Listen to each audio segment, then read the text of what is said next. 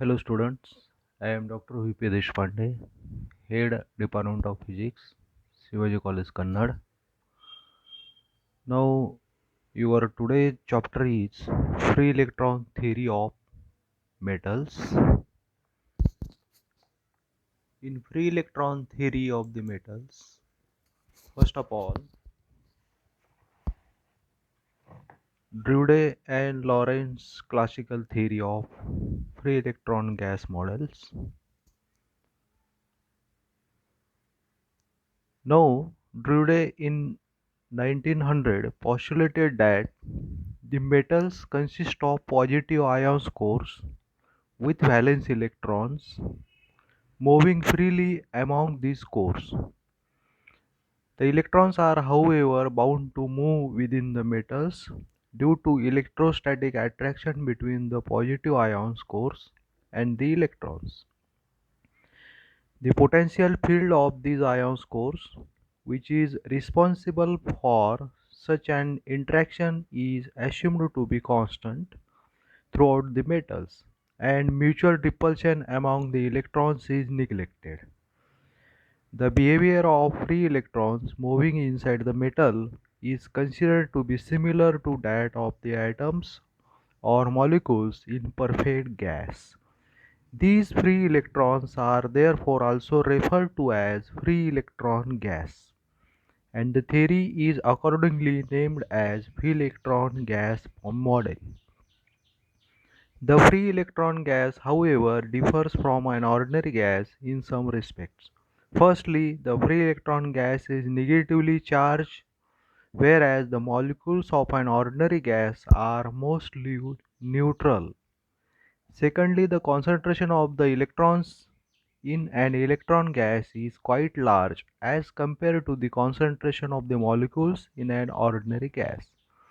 The valence electrons are also called the conduction electrons and obeys the Pauli exclusion principle. These electrons are responsible for conduction of the electricity through the metals. Since the conduction of the electrons move in the uniform electrostatic field of ion cores, their potential energy remains constant as normally taken as zero. That is, the existence of ion core is ignored. Thus, the total energy of the conduction electron is equal to its kinetic energy.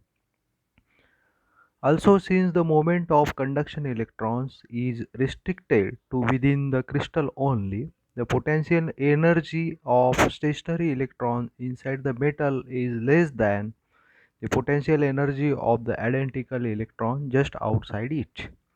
This energy difference V0 serves as a potential barrier and stops the inner electrons from the leaving of the surface of the metal.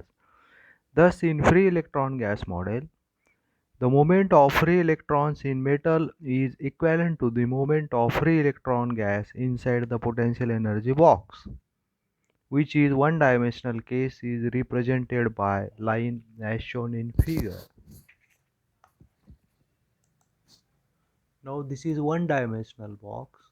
Here is the electron which is inside the box, and V0 is the maximum energy. This electron energy inside the box is 0. Therefore, this cannot be go outside this box.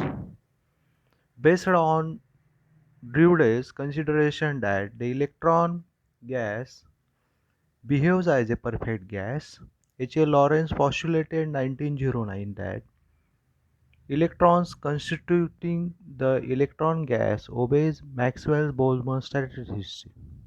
Under equilibrium condition, the combined ideas of Drude and Lorentz constitute the Drude-Lorentz theory, as the obey at the theory is based on the classical ideas of Yambi statistics. It is called as classical theory. The theory has been successfully applied to explain various properties of the metals. For example, it proves the validity of Ohm's law.